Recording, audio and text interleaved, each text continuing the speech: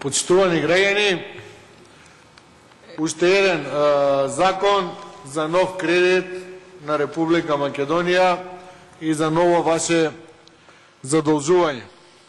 Само за илустрација, за овие последни 2 месеци од оваа година, ноември и декември, парламентарното мнозинство донесе закони со кои што Република Македонија ја задолжи за 1 милиарда евра.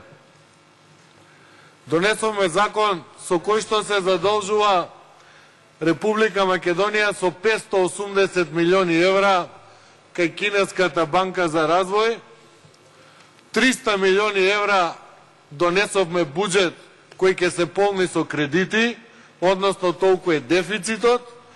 Претходно помина закон за 100 милиони евра задолжување и сега имаме закон за нови 17,7 милиони евра со кој што се задолжува Република Македонија. Или за помалку од 2 месеци ја задолживте Република Македонија за 1 милиарда евра. И оваа влада и овој начин на работа најдобро покажува како ја терате политиката. Само на кредит. И притоа никој не ги гледа ефектите од оваквиот систем на работа и обезбедување на финансиски средства. Зимаме кредити, немаме развој. Зимаме кредити, ја уништуваме иднината на државата.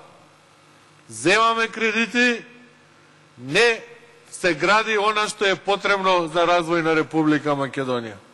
Земаме кредити, ги задолжуваме идните генерации. И колегите од владеачкото мнозинство, за жал, еве не се малку однесе од салата и да дебатираат со нас.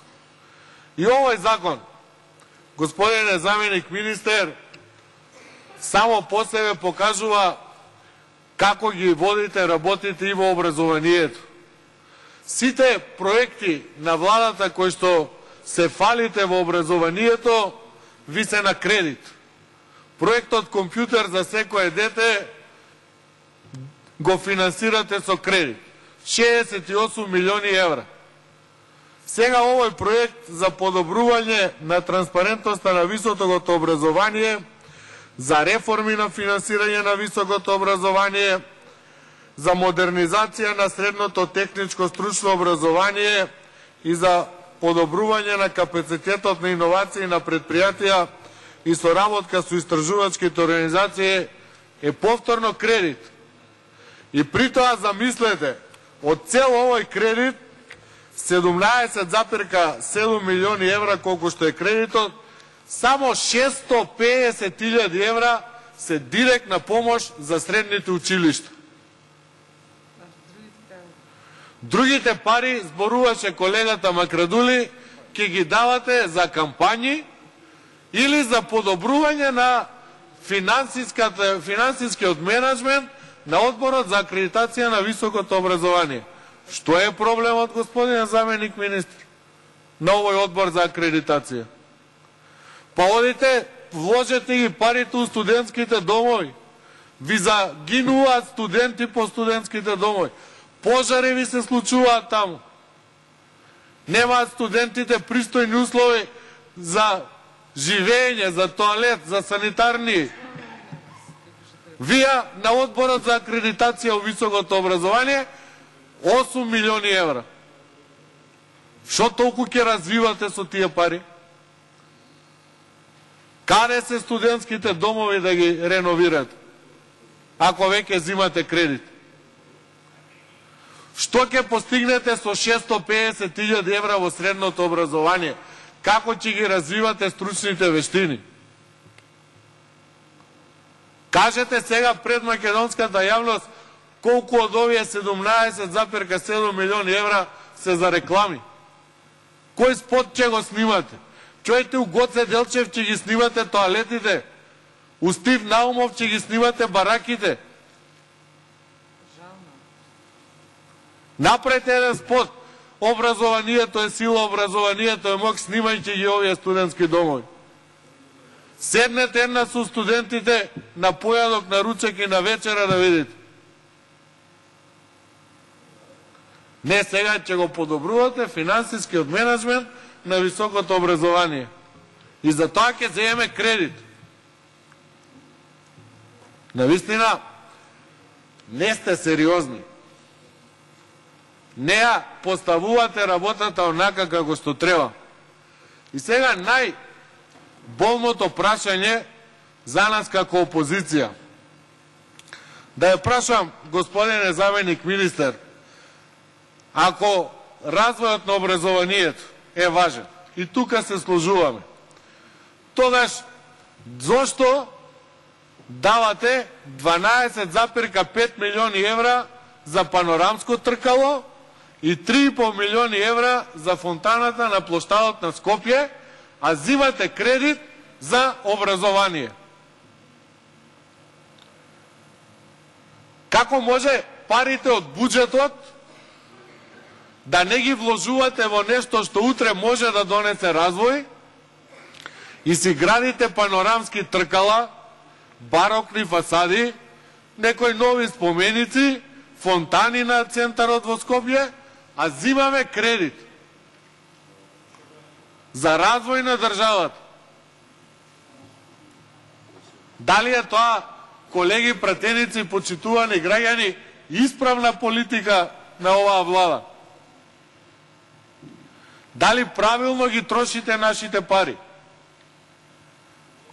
Дали на вистина се однесувате домакински цело ова време додека сте на власт? Еве, не се јавувате за збор. Што треба направиме да ви испровоцираме некој да дебатирате? Кои ви се аргументите? 500 милиони евра дадовте во Барок и во проектот Скопје 2014. А ваму зимате кредити за најосновни потреби во образованието. И при тоа ќе не убедувате, нели, нормално, дека е кредитот многу поволен, да ти е жал да не го земеш. Ама тоа го правите затоа што вие нема да го враќате. Генерациите ќе го враќаат, граѓаните ќе го враќаат. И да ве прашам, што значи тоа што нема точно определено колку е вариабилниот распон на кредитот кај каматата? Кога ќе го утврдите? Повторно, на Жими мајка ќе гласаме овде во собранието кога се работи за пари. Која ќе биде каматата? Овде стои дека каматната стапка е 6-месечен еурибор со вариабилен распон. Кој е тој вариабилен распон?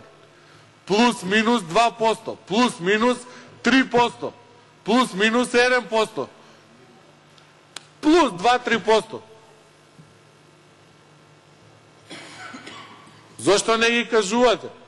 И сега ќе не убедувате на денот кога ќе се утврди, зависно од тоа колку е 6-месечниот еурибор, па и толку ќе биде вариабилниот распон. Значи, правите грешка до грешка. Ја задолжувате Република Македонија за проекти за кои што реално, ако земја како Република Македонија, која што треба да инвестира во образование, во патишта, во железнича, во енергетски проект, парите ги дава за Скопје 2014, а за тоа другото се задолжува, тоа е неодговорно работење. И нема поволен кредит, бидејќи секој кредит мора да се врати. И затоа со овој кредит вие само сакате да имате приливи во буџетот. Затоа што половина од кредитот го трошите за административни работи кои што не носат развој на образованието. Средното стручно образование од 17 милиона планирате само 650.000 евра да му дадете за развој. А фондот за иновации ќе видиме како ќе функционира. Ама не требаше за тоа да взимате кредит. Скратете го панорамското тркало, скратете ја фонтаната на площадот во Скопје, вложете ги парите во образованието. Тоа го прави одговорна и домакинска влада. Тоа го прави влада која што има јасни приоритети, Благодарам. а не обратното.